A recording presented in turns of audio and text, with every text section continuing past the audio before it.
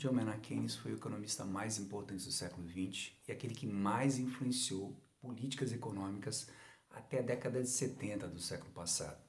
Ele nasceu em 1983 e morreu em 1946, um ano depois do final da Segunda Guerra Mundial, e se considerava um conservador moderado, o que contrasta aquela ideia de alguns que querem vendê-lo como um socialista muito radical, e também contrasta com a ideia daquelas pessoas de direita que pretendem vendê-lo como um cara de esquerda. Ele pretendia, ao contrário dessas opiniões, preservar o capitalismo, o seu esforço intelectual era nesse sentido, valorizava a instituição de mercado, porém não a considerava suficientemente instável e autossuficiente. Daí a necessidade de ter outras ações, uma coordenação que envolvia o Estado para preservar o próprio capitalismo e preservar a economia de mercado. Keynes viveu em Cambridge, era filho de um pai que era professor da prestigiosa Universidade de Cambridge e de uma mãe que se tornaria prefeita daquele mesmo vilarejo onde se situava esta cidade. Ele mesmo estudou em Cambridge e desenvolve, durante a sua tese de doutorado, uma tese sobre probabilidade, que em alguns lugares foi considerado uma probabilidade keynesiana. E antes que sua tese estivesse concluída, as suas ideias chamaram a atenção de grandes pensadores europeus, entre os quais Wittgenstein, um alemão que trabalhava com linguagem e com lógica, que se tornou muito cedo, ou seja, Keynes, por volta de 23 anos de idade, já tinha críticas sofridas pelo Wittgenstein, que já era um filósofo conhecido naquele momento. Algumas características singulares dele é que ele, primeiro, tinha um envolvimento com um mundo não econômico e não cognitivo bastante intenso, se casou com uma bailarina russa e era amante de um pintor inglês, conviveu num grupo de artistas, num ciclo literário e artístico que envolvia Virginia Woolf, que veio a falecer 5 anos antes dele, em 1941. Isso do lado não cognitivo, o lado artístico, e do lado cognitivo ele tinha fazia parte do ciclo de discussão que envolvia o Bertrand Russell, que é um filósofo e matemático, e por exemplo, o professor Whitehead. Então, essas coisas caracterizam um Keynes capaz de poder processar problemas de sua época, e propor o que ele viria a fazer muito brevemente, algumas sugestões, tanto do ponto de vista teórico em si, quanto depois do ponto de vista prático, efetivamente. E que ele conta com outro fator ainda para fazer isso fora da caixa, fora da linha convencional com que se fazia. Ele era um leitor de não economistas e era um leitor de economistas fora da Inglaterra ou fora da Grã-Bretanha. Então, principalmente aqueles que escreviam ou traduziam, eram traduzidos para o francês, eram lidos pelo Keynes. Quando você olha a biografia de outros economistas ingleses, você praticamente só vê citação dos próprios ingleses. Isso não acontece com Keynes, Ele cita e leu alguns autores do continente. Marx, por exemplo, é citado por ele, o Wicksell é citado por ele, e vem desenvolvendo trabalhos. Na vida do Keynes, o fato da Primeira Guerra Mundial causou um grande peso para ele. Ele foi chamado para a realidade, segundo ele mesmo, a partir da Primeira Guerra Mundial.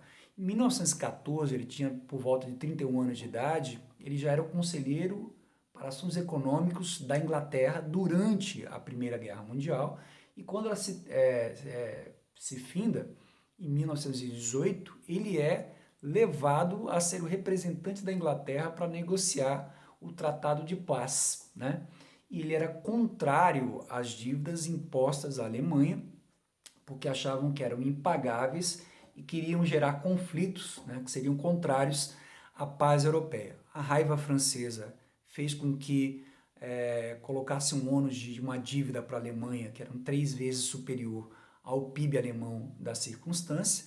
Isso gerou uma crise, primeiro de hiperinflação em 1922-23, depois acabou se juntando com a crise dos Estados Unidos em 1929, e acabou redundando no nazismo que cresce durante os anos 30 e vai resultar na Segunda Guerra Mundial, mostrando que Keynes, né, estava certo nesses pontos de vista. O Keynes, então, já tinha muito prestígio durante a Primeira Guerra Mundial, afinal era o representante, já vinha com experiência de funcionário público, né, inclusive trabalhando na própria Índia, no período onde ele desenvolveu a tese dele, inclusive de probabilidade. Mas depois da Primeira Guerra Mundial, ele começa a ter trabalhos seguidamente de maior fôlego econômico. Um primeiro sobre as consequências do Tratado de Paz, consequências econômicas do Tratado de Paz. Depois dois livros propriamente econômicos muito importantes, um em 1922 e outro em 1930. Até esse período, ou seja, por maior parte da vida de Keynes, Keynes foi um grande economista ortodoxo, a ponto de uma das versões, de uma das bases da ortodoxia econômica, a teoria quantitativa da moeda, né, ela tem duas versões importantes, uma de Fisher e outra versão chamada de Cambridge Keynes, né, honrando aí a contribuição de Keynes para esse fundamento ortodoxo.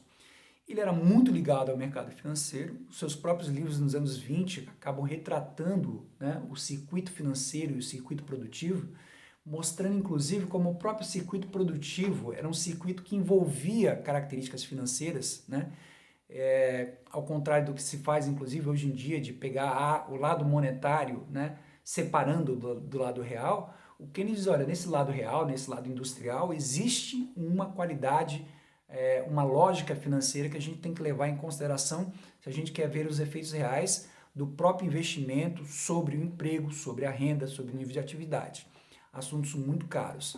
Então, Keynes é um grande economista ortodoxo, mas a partir de 1930, ou seja, depois da crise de 1929, ele vai sendo levado a ter que ou voltar para a sua posição ortodoxa, do qual ele estava se afastando, né, ou romper de vez. Ele opta pela ruptura, ele então passa a trabalhar com princípios e fundamentos que são basicamente fundamentos heterodoxos e se torna, né, no economista heterodoxo mais importante do século XX.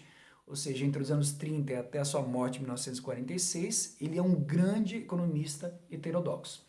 Ele começa a grande tese dele com uma tese do seu principal livro, que seria publicado em 1936, mas essa tese é desenvolvida antes.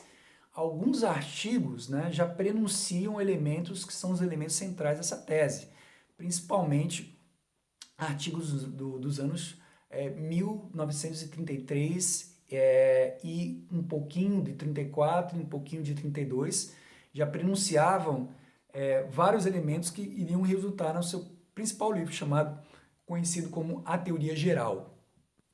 Bom, vamos caracterizar esses princípios teóricos da chamada economia keynesiana, que Keynes patrocinou. Nós vamos explorar mais esses conceitos em outros vídeos, né, de cunho teórico, basicamente, e talvez de uma vez só a gente não consiga fazer isso, a gente vai tratar em pequenos blocos ou colocando Keynes contra outras ideias, mas vamos destacar aqui características fundamentais. Primeiro, a sua teoria ela é construída em contraposição a fundamentos da ortodoxia, do qual ele mesmo era um autor ativo até os anos 30, como nós acabamos de dizer. Então, a primeira coisa do diagnóstico era que ele não concorda, diferente do que pensava a ortodoxia, é que o setor privado era inerentemente estável.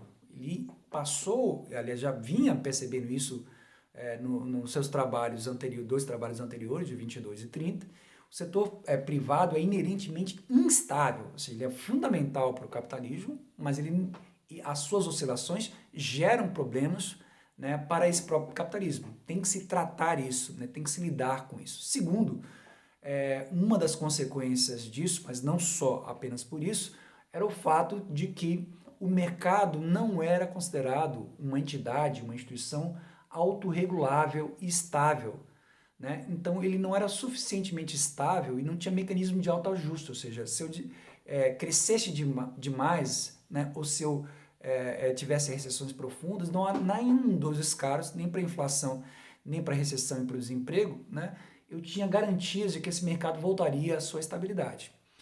E mesmo ainda, quando ele não era, né, um economista heterodoxo, ele já chegou a discutir esses princípios. Olha, vamos supor que o mercado consiga chegar ao seu equilíbrio, mas vai demorar quanto? 10 anos? Aí a frase dele, que não é a mais inteligente, mas é a mais famosa, que é: no futuro todos estaremos mortos. Não adianta dizer para um trabalhador que daqui a 10, fique calmo que daqui a 10 anos, né, o mercado vai se estabilizar. Porque o trabalhador precisa comer hoje. Né? Ele tem que alimentar a família, tem que se alimentar, ele tem que pagar a conta, ele tem que comprar carvão, coisa que era importantíssima nos Estados Unidos e na Inglaterra, que vivem um inverno bastante intenso. Então, daí que o espírito keynesiano passou cada vez mais a ser um espírito predominantemente de curto prazo. E a gente vai pegar algumas características do curto prazo daqui a pouco. Outra característica, outro diagnóstico que ele se contrastou, entre vários outros, aqui só fazendo um brevíssimo resumo, é com a TQM, com a teoria quantitativa da moeda, porque essa teoria previa, fazia o prognóstico de que havia uma separação entre o setor real e o setor monetário. Keynes, em todo momento, ele mostra uma interpenetração, ou seja, o real afetando a dinâmica monetária e a dinâmica monetária afetando a dinâmica real, que é uma característica da economia keynesiana em todo o tempo. E o Keynes, né, nessa teoria que ele faz, de curto prazo, ele toma como dado 3 elementos que ele declara, inclusive, ao escrever a própria teoria geral.